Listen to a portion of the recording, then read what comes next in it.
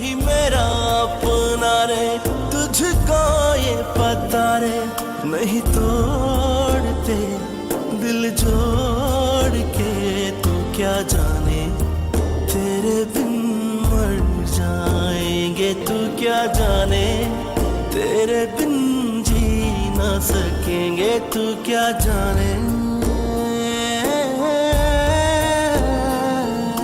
فراموش کردی؟ خواستگار زیاده. وقتی بفهمم مادر اون کیه من نمیتونم چیزی رو تضمین بکنم. باشه مادر، لطفاً کسی چیزی نگه، من خودم یه کاریش میکنم. باشه؟ فراموش کردی که اون روز همسر دوستت چی گفت؟ پس نگران ازدواج اون نباشین. لطفاً بیخیال شین، بذارین درس بخونه، درسشو ادامه بده. تو درساش که موفقه، بذارین دکتر بشه. وقتی به جایگاهی رسید و دکتر بزرگی شد، دیگه کسی اسم مادرشو نمیپرسه. ای خدا توبه، تو مگه عقلتو از دست دادی مقصود؟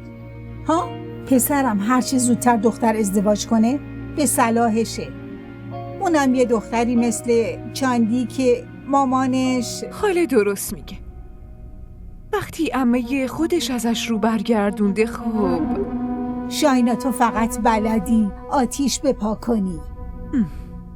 من فقط چیزی که واقعیت بود و گفتم. راستی شاینا، یه واقعیتی وجود داره. تو میتونی تو ازدواج چاندی به ما کمک کنی. پس چرا انقدر بیخیال نشستی و کاری نمی کنی؟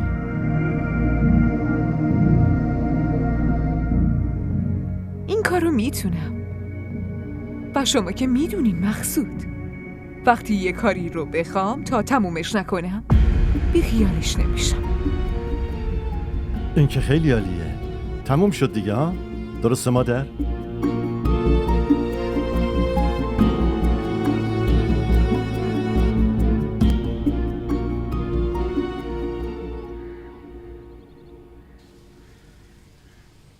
چاندی؟ اول که با ناز و اداعات گرفتارش کردی، حالا یه جوری میچرخی انگار هیچی نشده. مگه چی شده؟ چرا حرفای الکی میزنی؟ حرف میزنم. همه ی عمرتو خونه ی رقاصه ها گذروندی. نمیدونم چه زندگی پیش رو داری. دایی که همیشه پیش تو نبوده. مامان به امینم همین حرفو فهموند. داداش من به خاطر تو از خونش بی خونه شد. مامان اونو با بابا فرستاده. اگه اون اینجا میموند نمیدونم باز چه طوری براش پهن میکردی. آزرا دیگه داری زیاده روی میکنی. نه خیرم، من که هنوز چیزی نگفتم. خودم چند مرتبه دیدمت که باش بگو و بخند میکردی. حالا یه جور رفتار میکنی انگار اصلا نمیدونی امین کی هست. آره، من اونو فراموش کردم. اگه به پام میموند یه چیزی. اون آدمیه که نتونست جلوی مامانش یه کلمه هم بگه. ارزششو نداره. کاش لااقل سکوت نمی‌کرد. خیلی پرطبقه‌ای.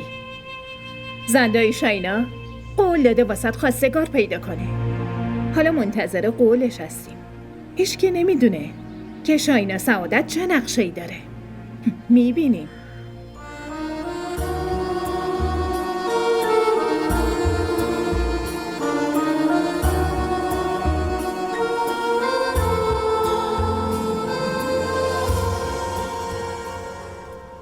مامان شاینا،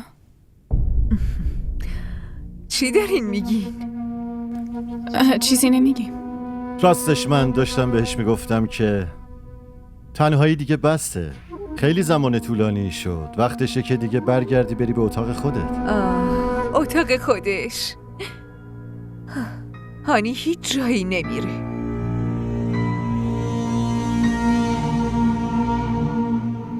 مگه من حرف اشتباهی زدم؟ حرفمو واضح گفتم. بچه به دنیا اومد و کار هانی هم تموم شد. چی داری میگی؟ خب هانی هم همسر منه. تو هم که به بهانه پرستاری تو اتاق حبسش کرده بودی ها؟ من به هیچ بهانه‌ای نیاز ندارم. هانی همیشه کنار من بوده و کنار من هم میمونه. مگه نه هانی؟ و یه چیز دیگه هم میگم، هانی رو فراموش کنین. منظورت از این حرف چیه؟ منظورم اینه که شما و مامانتون پسر میخواستین. خب حالا دیگه پسرم به دست آوردین. کار هانی الان دیگه تموم شده نه؟ این مزخرفات چیه که میگی؟ مقصود همیشه همونی میشه که من میخوام. اینجا خونه منه، مشکل خونه منه. چی کار میشه و چطور میشه؟ همه اینا رو من تصمیم میگیرم. من. شما فقط به دخترتون فکر کنین لطفاً. الان اختیار دست کیه؟ یادتونه؟ قرار ازدواج کنه. نه در ضمن منم که کم کسی نیستم. اگه بخوام یه کاری کنم تا تهش میتونم پیش برم. بیا هانی، خیلی کار است که باید انجام بدیم. بیا.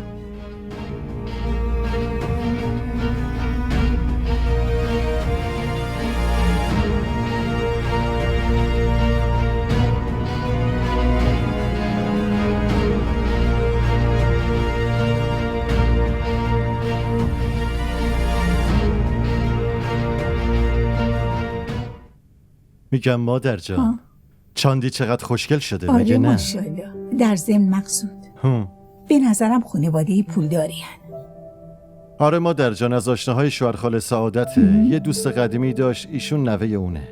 کیه این تو؟ آره پدرش هم افسر پلیسه. افسر پلیس اینقدر پول داره؟ اینا اصلا مهم نیست مادر من. خانواده خیلی خوبی بودن، منم راضی شدم. گفتم که بهتر از این دیگه چی میتونه باشه. یه چیزی هست مقصود که فقط شاینا میتونست این کارو انجام بده. آره مادر، خیلی لطف کرد، خیلی زحمت کشید. بفرمایید مادر، بریم داخل.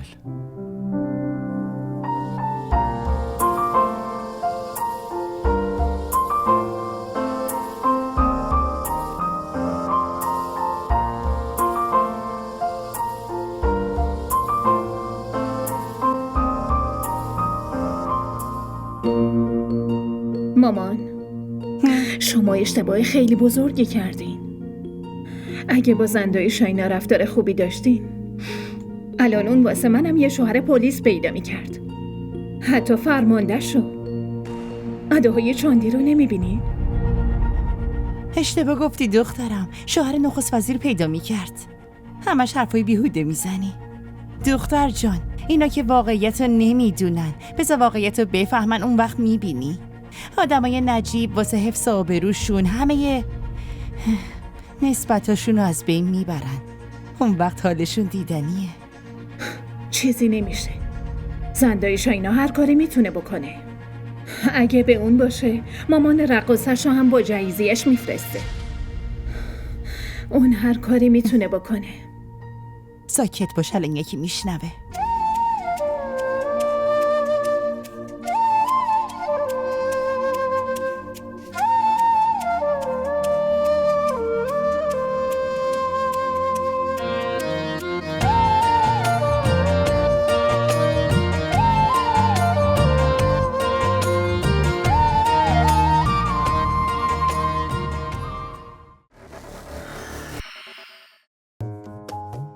من بلال در حضور خداوند متعال این قول رو همینطور که الان دست سارا رو گرفتم، برای همیشه دستش رو محکم میگیرم. اصلا میدونی که زن و بچه دارن تو چه شرایطی زندگی میکنن؟ اگه تو نمیخوای منو طلاق بدی، خودم پرونده طلاق باز. من نخواستم نامزدی و بهله برون باشه. مستقیم عقد و 3 ماه بعدم عروسی. کار درستی کردم نه؟ آره واقعا اصلا نمیتونم باور کنم که چاندی قراره بره سر خونه زندگیش. شما همیشه توانایی های منو دست کم گرفتین. من هر کاری میتونم، هر کاری. آره درست میگی، تو واقعا توانمندی. و حقیقت اینه که من و چاندی هر دومون مدیون لطفت هستیم. من هیچ وقت نمیتونم این لطف بزرگت جبران کنم. فقط با تشکر تموم نمیشه مقصود. لطف رو با لطف جبران میکنه.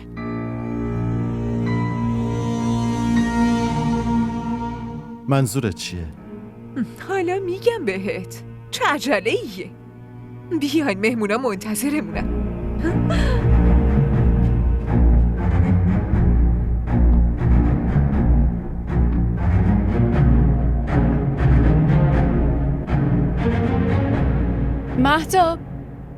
مهتاب احمد کجاست؟ چند ساعت اصلا ندیدمش. ببینم گشنشه؟ نه اصلا حالش چطوره؟ بگو ببینم الان کجاست؟ شاینا خانوم پسرتون رو بردن امامزاده. میگفت این همه آدم دیدنش حتما چشم خورده، تعویض میاره براش. امامزاده؟ آخه اینقدر دور؟ اونو تنهایی بردتش؟ اگه تو راه گرسنش بشه چی؟ ایشون با همه تدارکات رفتن. ولی مهتاب اون شیر خشک نمیخوره. آره میدونم، واسه همین شاینا خانوم واسه شیر دادن به بچه یه دایه باهاش برده. چی؟ واسه شیر دادن بچه؟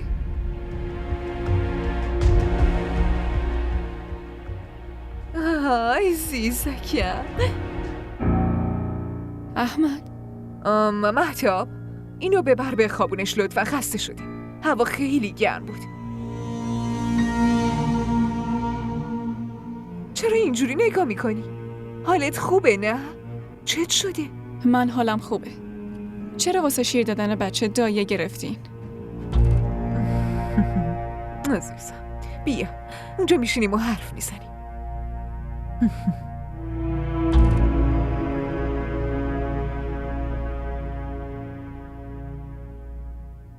تو خیلی ضعیفی، کم خونی هم که داری.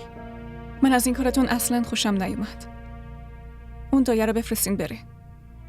ببین هانی، ما دوتا صلاح احمد رو میخوای،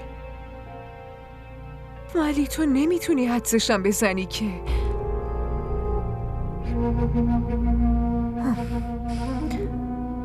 بیخیالش، ولش کن، ما بعداً در موردش حرف میزنیم. تو میدونی امروز کیو دیدم؟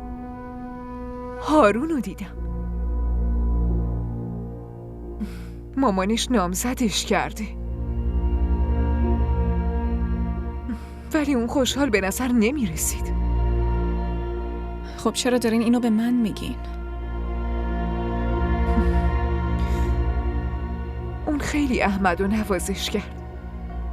میگفت که چشم و ابروش کاملا به هانی رفته. عزیزم لطفاً مامان شاینا.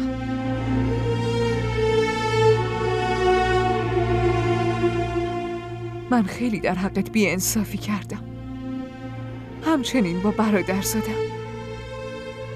با دیدن چهره غمگینش خیلی ناراحت شدم.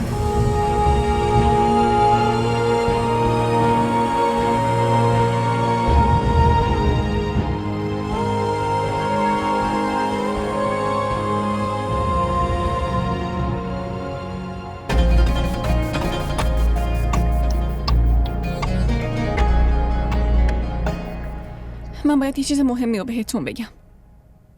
منم باهات حرف مهمی دارم. نه، اول من میخوام بگم. فکر میکنم که مامان شاینا میخواد عمدن احمدو از من دور نگه داره و واسش دایه گرفته. آخه چه نیازیه؟ من مادرشم، هنوزم که زندم. 100% همینطوره.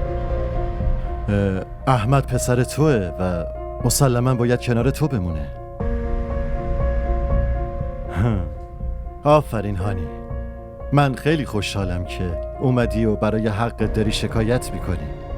من دوست دارم که تو همیشه همینجوری از حقت دفاع کنی. من باید یه مسئله خیلی مهمی رو بهت بگم. مسئله اصلی اینه که تو همسر منی. من دلم میخواد که تو خیلی راحت برگردی بری تو اتاقت و همونجا زندگی کنی. ببین تو دیگه دختر شاینا نیستی، اینو بفهم. فقط میمونه احمد که اونم حتما یه راه حلی براش پیدا میکنیم. ولی آخه احمد، گوش کن ببین چی میگم. احمد پسر توه و پسر تو هم میمونه. در کنارش فقط یکم هم باید به فکر شاینا باشی. اون تشنه مادر بودنه. ما هم باید یه ذره حواسمون بهش باشه ها؟ دیگه نگران نباش، حالا اشکاتو پاک کن، با هم درستش میکنیم، مگه نه؟ وقت ملاقات تموم شده آقا مقصود. شما دیگه میتونین برین. این چه طرز حرف زدنه؟ بیادبی نیست، بلکه عرض کردم و بهتون عرض کنم که حضور شما تو زندگی هانی فقط تا همینجا بوده آقا مقصود. دیگه راستی داره باورم میشه، تو عقلتو از دست دادی. بیا بریم تو اتاقت. هانی هیچ جایی نمیره. شما صورتشو ببینی؟ تو چشماش این اشکا رو ببینی؟ از وقتی خبر ازدواج هارون رو شنیده این بیچاره حال و روز خوبی نداره اصلا. این بیچاره فقط از من اطاعت کرد، اما قلبش هنوز راضی نیست. اون به خاطر عشق خودش میتپه. من اشتباهمو جبران میکنم عزیز دلم.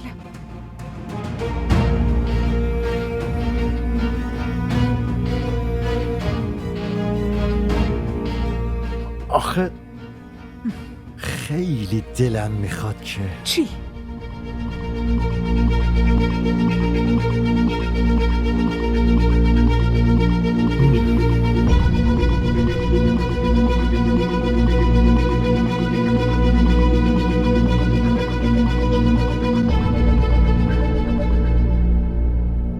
ما را در شبکه‌های اجتماعی دنبال کنید. بین این زن و شوهر دیگه داره محبت زیاد میشه، مثل اینکه عجیبه اینقدر عوض شدی تو. فکرشم نمی کردم اصلا. من هر روز با مامان حرف می زدم. حالا چرا این حرفا رو به من میزنی؟ مامانم راست می گفت. تو یه زن حریصی. کاملا به مامانت رفتی. وقتی پول و دارایی اونا رو دیدی بله رو گفتی. آره مامانت راست میگه. من یه زن حریصم که پول و دارایی رو دید و بله رو گفت. چون من با آدم فقیر و بی پول ازدواج نمی کردم. اوه، پس من آدم حقیر شدم. تو از اولش آدم حقیری بودی، درست مثل داییت. آره تو شبیه داییتی.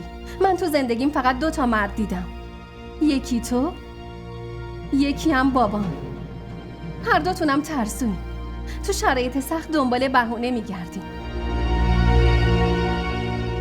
واسه همین تصمیم گرفتم با یه آدم شجاع ازدواج کنم که از هیچی نترسه. و آره من یه زن حریصم. تو هر کاری میخوای بکن، هر چی میخوای بگو. آدمای ترسوی ویژگی دیگه هم دارن، به بقیه خوب تهمت میزنن. تهمت بزن.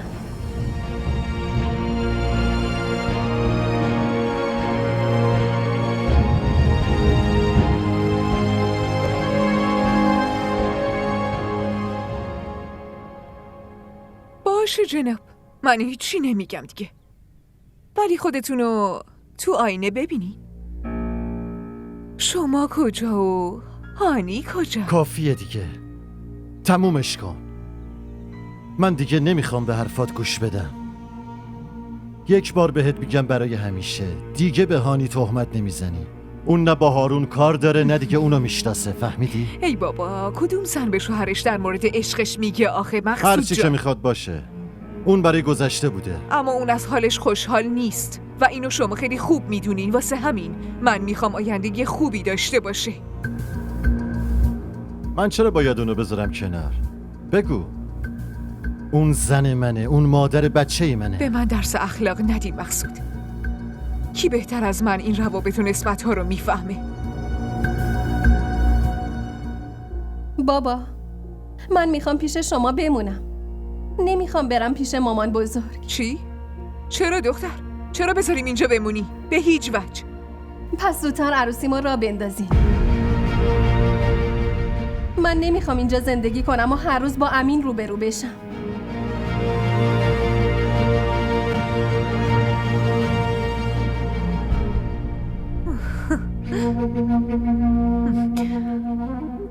دردسر بزرگی افتادین آقا مقصود.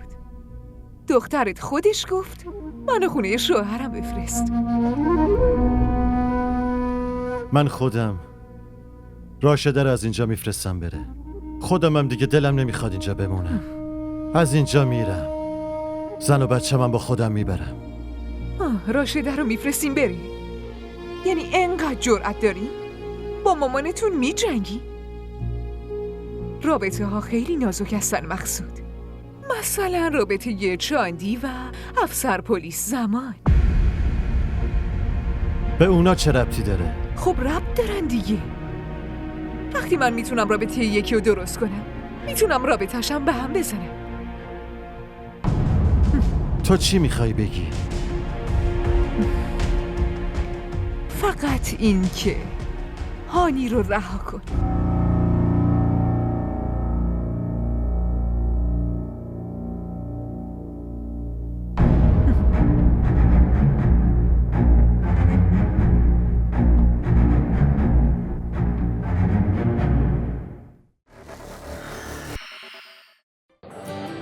بگو ببینم خوشگله. دونی وقتی آدم عاشق یکی میشه دیگه نمیپرسه که چقدر خوشگله. شاید اون از همه خوشگل‌تر باشه. این عشق عزیز دلم. آب نیست که هر وقت تشنت شد بگی یه لیوان آب بده. برای آب باید هزینه‌شو داد. به همون قیمتی که تشنه‌های کربلا پرداخت کردن. تو چطور به خودت اجازه دادی که همچین حرفی بزنی؟ من خیلی با جرأتم و این موضوع رو همه دنیا هم میدونن. اون چیزی که تو اسمش گذاشتی جرأت، اسمش بی‌شرمی و بی‌حیاییه. چطور بهتون بفهمونم مقصود که چطور سنگ رو دلم گذاشتم و این تصمیم رو گرفتم؟ نه خیر سنگ نه، بلکه دلم رو مچاله کرده بودم. چی میگی؟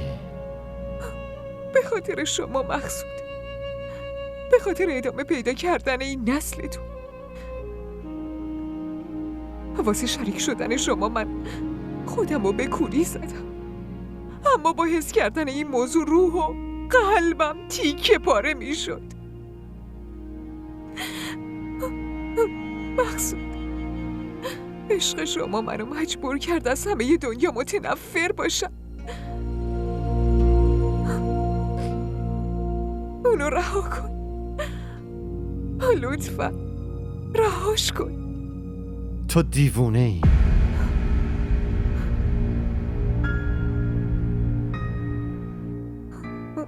شما دیگه به من احساسی ندارین نه؟ دلتون واسه من نمیسوزه؟ عشق شما منو بس فقیر دیگه کرد. شاینا. فقیر یعنی نیازمند، ولی تو هیچ وقت نیازمند چیزی نبودی. من برات نمیتونم هیچ کاری کنم. تو دیگه هیچ حقی نداری. کافیه دیگه، کافیه.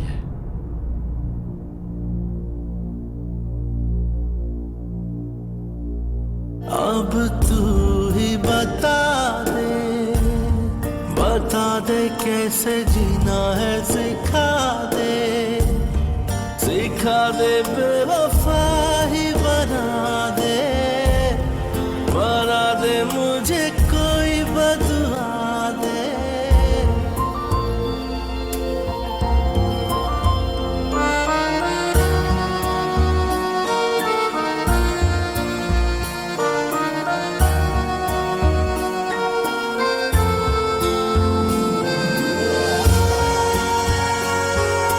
ما را در شبکه‌های اجتماعی دنبال کنید. کافیه مادر، کافیه. من دیگه بیشتر از این نمیتونم تحمل کنم. این نخواست که دختر منو عروس خودش کنه، منم گفتم باشه. گفتم حق داره، هر تصمیمی میخواد بگیره. اما بازم وقت مخالفت هرچی دلش خواست به من گفت. من فقط سکوت کردم، یادته که هیچی بهش نگفتم.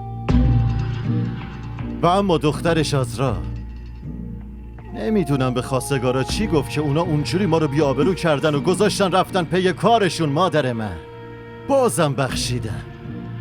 اما الان توی خونه من، زیر سقف خونه من دارن دخترم رو اذیت میکنن. من نمیتونم اینو تحمل کنم. چی میگین داداش؟ کی اون اذیت کرده؟ برو از اون آقا پسرت بپرس که من وقت به دنیا اومدنش همه یه شهر شیرینی دادم، اما امروز درست همون آدم بلای جون من شده.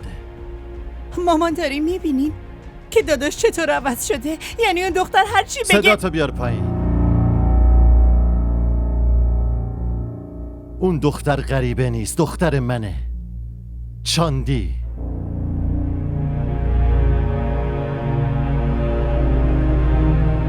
مادر من با شوهرش تماس گرفتم و باهاش حرف زدم. این که یه شهر دیگه داره کار میکنه که به ما لطف نمیکنه. ما هر چقدر توانایی داشتیم گذاشتیم و مسئولیتمون رو انجام دادیم.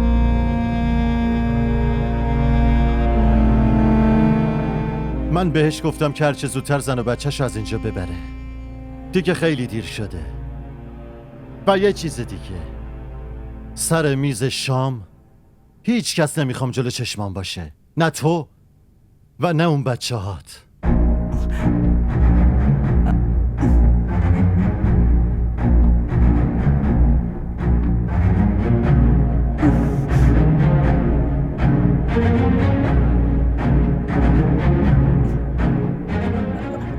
ماما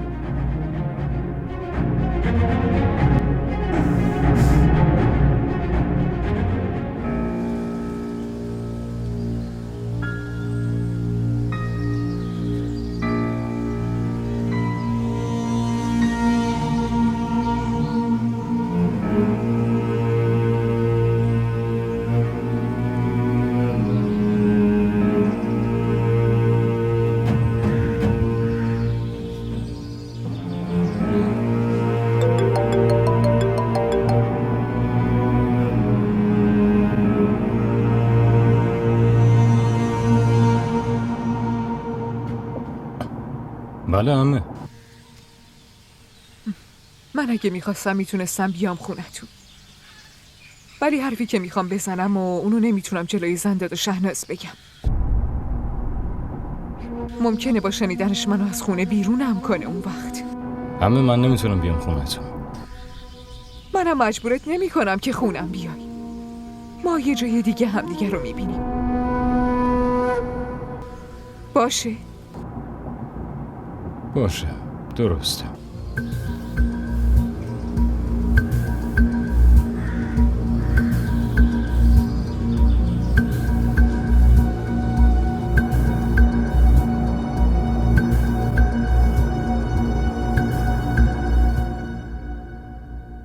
من اشتباه خیلی بزرگی کردم هارون. من زندگی هانی رو نابود کردم. من به اعترافتون هیچ علاقه ای ندارم. دیگه بهش نیازی نیست.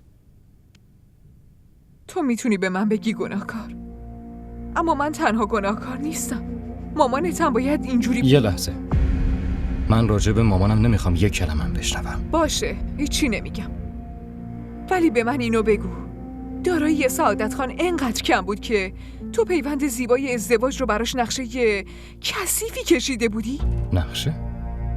چه نقشه کثیفی؟ خب حالا تو هم منکر شو، اما من ساکت نمیمونم. من با گوشای خودم حرفای مامانتو شنیده بودم. اون به خاطر این میخواست هانی عروسش بشه چون دارایی‌ها دوباره به اسم خودش میشده. این چه حرف بیهوده‌ای عمه؟ برای دفاع از خودتون به مادر من تهمت میزنی؟ تهمت؟ ببین هارون جان، اگه من با گوشام این حرفا رو نمیشنیدم، حتی فکر میکردم که دروغه. حتی من فکر کردم شاید من خودم اشتباه شنیده باشم اینو. اما وقتی از مامانت در این مورد پرسیدم، اون همه ی تقصیرها رو انداخت گردن من.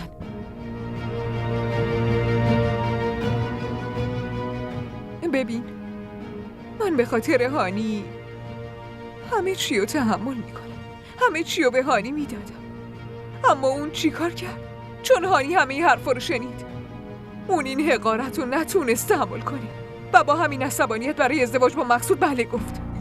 شما دروغ میگین عمه. تو من و مامان تو با هم رو در رو کن، اون وقت حرف دروغ و راست مشخص میشه کامل. باشه باشه. کجا؟ هر کیو میبینم به مادرم تهمت میزنه. یکی شما، یکی هم اون هانی.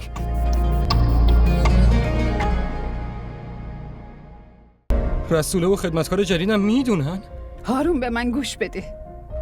اینا همش نقشه اینه. میخواد تو رو از من متنفر کنه پسرم. شما دارین دروغ میگین. شما از خودتون حرف بزنین. من کورکورانه بهتون اعتماد داشتم، ولی شما منو فریب دادین. از این به بعد حتی دیگه به سایم هم اعتماد نمی کنم. نه هارون، اینجوری نگو.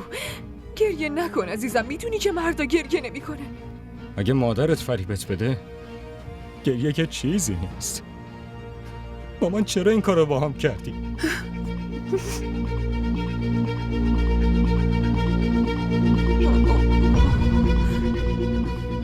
هارون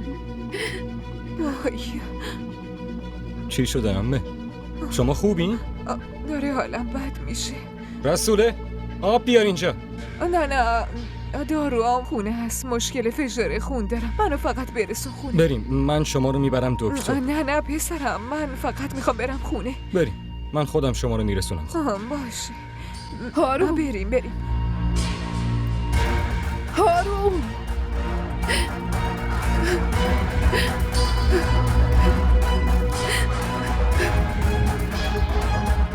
तू ही मेरा अपना रे, तुझको ये पता रे, नहीं तोड़ते दिल जोड़ के, तू क्या जाने तेरे बिन मर जाने. DDTV ارائه کننده بزرگترین سریال های درامای ترکی، کره‌ای، پاکستانی دوبله شده به فارسی می باشد.